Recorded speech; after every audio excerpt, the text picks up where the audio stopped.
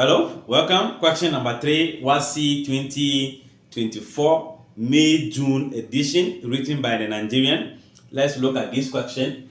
A circular floor of a building is to be tiles with a ceramic tiles, each of size 40 centimeter by 40 centimeter. So if the perimeter of the floor is 66 meters, we have to calculate correct to the nearest whole number the number of tiles that will be required to completely tiles the whole floor. Don't forget, the floor is circular. So they've given us the perimeter of the floor. What have we been given? We have been given the perimeter, meaning the circumference, the area around the floor has been given. So we don't know the space that will be occupied by the tiles. That is the area.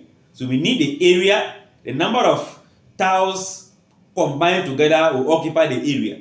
So if I know the area divided by the number of tiles, I'll be able to know how many, divided by the size of each of the tiles, will tell me the number that I'll be requiring. All right, so let's start with the perimeter. So we know that perimeter, which is called the circumference of a circle, is given by 2 pi what? R. So if it is 2 pi r, all of this is unknown except pi. So circumference is going to be circumference, I think NCE. Okay. So 66 will be equals to 2 times 22 over 7 times the r. So in this case, this have to multiply this 22 times 2, then the r will come. So we are going to have, so 66 times 7 will give us 462 equals to 44 r. 2 times 22 is 44. So we divide by the 44. So this is going to be 462 by 44, 44r, 44. Let's just say our r is going to be, that will be 10.5. What dimension? Meters. So the radius is going to be 10.5, or if you like, we can still write it as 21 over 2. We can still use that. All right. Now, we know the radius, so it means we can find the area of the floor. So area of floor, which is a circle, meaning pi r squared.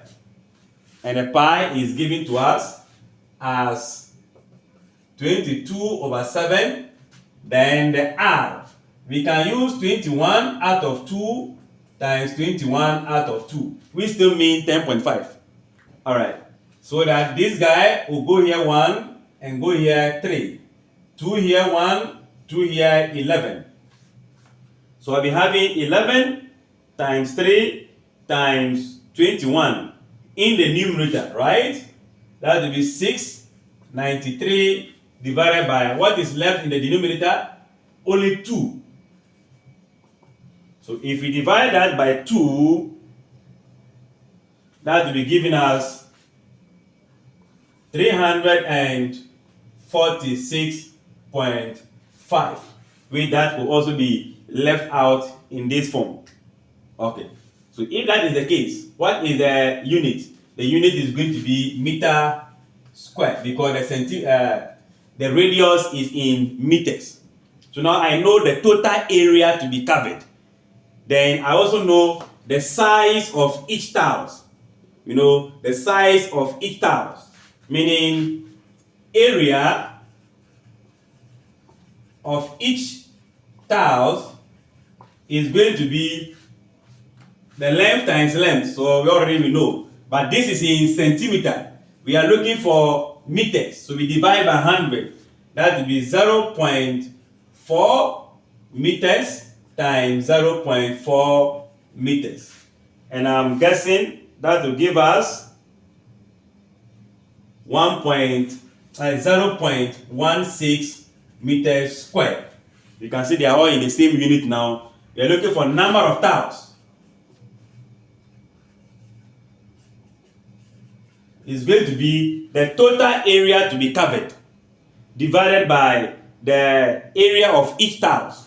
That is going to be 346.5 meters square divided by 0.16 meters square.